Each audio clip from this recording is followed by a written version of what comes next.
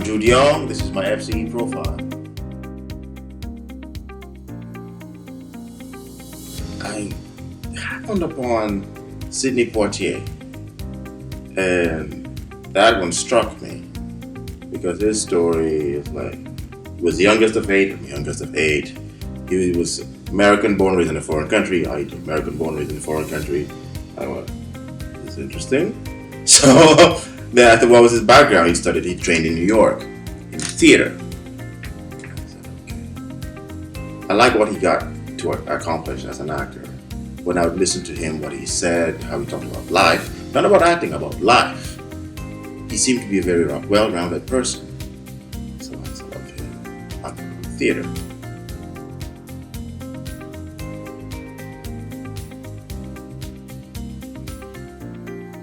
There's a gap in understanding between those of us who pursue it and those of us who never pursued it, but have done well for themselves in life. And I hope there is more conversation about how a child of African descent, Cameroonian, a lot of immigrant communities, they don't get into entertainment right away. But it's a conversation that needs to be had, because a lot of times they speak from a point of concern, right? I experienced that, speak from concern. But someone can be concerned about you but still misdirect you, And so are you going to have the right judgment to know when someone is speaking out of concern, but they don't have the right assessment or judgment in terms of how they're guiding you? They may be misguiding you, not intentionally. They really are not intentionally misguiding. I think it's just out of concern, because we do, coming from Cameroon, and it's perceived as a developing country or third world country. So we come from environments where we make the most of very little. If you look at how, just on the global scope of how we talk about needs, economically, politically, socially, we work with so little, and we try to we expect so much out of ourselves with so little.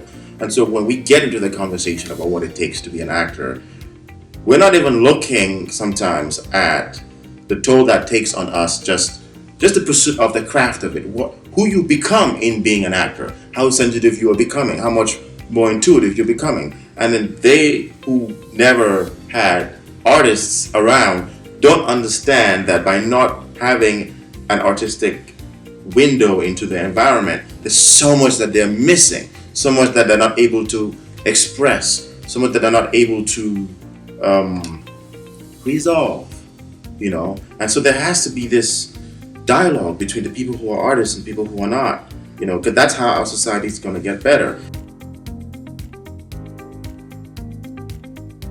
The challenge is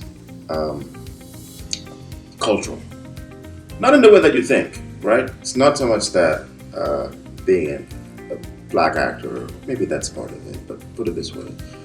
I'm French speaking as well. I grew up in Yaoundé. One of the most visible projects I did was Page 36, which ended up on HBO with the late Nelson Ellis. I played this bad guy, this villain, and I'm speaking French the entire time. It's one of my strongest pieces of work that made it to my YouTube, that my agent would put about me all the time. Now, I'm also trained in the US. I studied at Juilliard. I speak English, studied Shakespeare. But everywhere I go, everyone was calling me in to be the French guy. So I'd go to auditions for Network, and I'm hanging out with the French guys. So the whole time, everyone thought I was a French actor. And I'm going, no, I have an American passport. I'm English speaking. They said, oh, you speak English? I'm like, yes, I do. So for about 5 to 6 years, the only work I was auditioning for was for French speaking characters.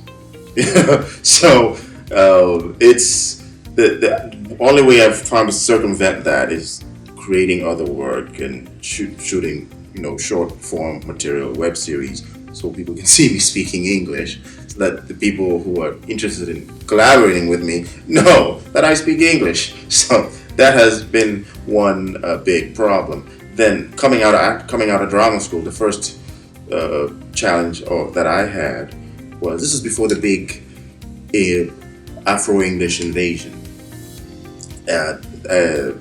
So you had to, it was very, very hard to place me, because People couldn't tell. Okay, are you American? British? Are you African? Which are you? Because something about how I sound doesn't clearly line up as one thing entirely. So each time people would meet me or want to work with me, they go, I want to work with you because I know you have something to express. But because everyone wants to have their work have a specific, like they want their work localized to a specific region, it made it hard often to kind of to cast me and stuff. So, that has been a problem. And when I was younger, I thought it was a problem, but now that I'm older, I think it's actually a plus because I think it actually distinguishes me. So, is my voice relevant? I believe my voice is relevant, but not relevant as Jude alone. It's relevant as an artist who's observing a society that he's living within, observing and participating. I think more than anything, as artists, it's easy to speak on what you see around you. It's easy to talk about, but living within, participating, moving, a lot of times those things are invisible. Those things are not done in the limelight. So I think the biggest power an artist can, the biggest strength of my voice as an artist is in helping engineer or helping people engineer more perspective on their environments so that they can make more salient conclusions about how to participate in their society. So my voice is important, but it's also very possible that while its importance is being absorbed, I may not be receiving credit for it in my lifetime.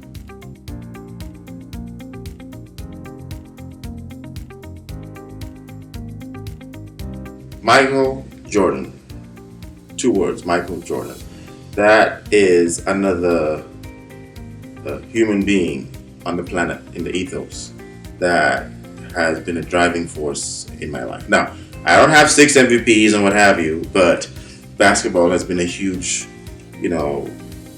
lateral or parallel activity in my life that has given me a lot of confidence, given me something to pursue, that gave me a sense of pride, gave me a sense of fulfillment, if you will. And it's a sport. You would think it's a sport. What's big about it? But there's just something about going into a court and shooting a ball and maneuvering your way from one end to the other while out of breath. That just it did something for me. And I guess playing basketball in high school, that was the starting point.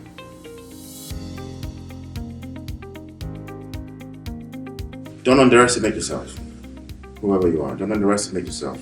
Don't underestimate the fact that you have the desire to do it. But once you do it, take it on like a scientist in the lab. Try stuff. Get friends together, shoot stuff. Discover what works for you. Look at it. Do you like comedy? Do you like drama? Try it out. Film both. Not everyone's gonna like everything that you do. You're not gonna like everything that you do.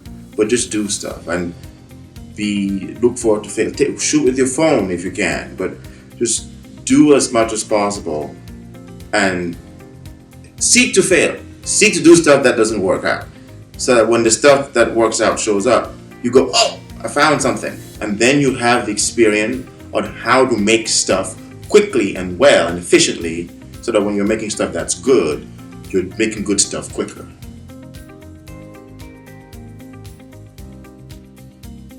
Working on 2 projects.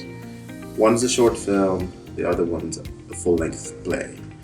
The full-length play is called Arabica. It's set in Yaoundé. It's about a family. That should be for work. We'll start rehearsals later this year to start showing 2020. And then the short film is called Herbert and Hilda. I have a Facebook page on it. It's about Cameroonian scholar, become the spy. I'll leave it at that. And yeah.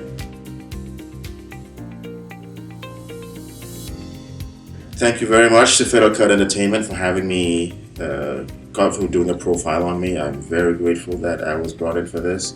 I couldn't be more grateful at this point in time, to shed some light on with some other artists on how to do the work.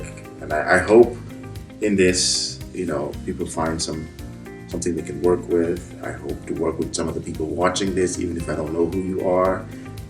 But I believe the future of African entertainment, Cameroonian entertainment, is in us taking ourselves seriously, not holding ourselves back on what we can learn by becoming artists, by becoming actors, writers, directors, and if possibly, let's all work together if we can. Let's all work together if we can, because we, the entertainers, just might be the key to opening some doors for our country in this world. So let's take ourselves seriously and go there.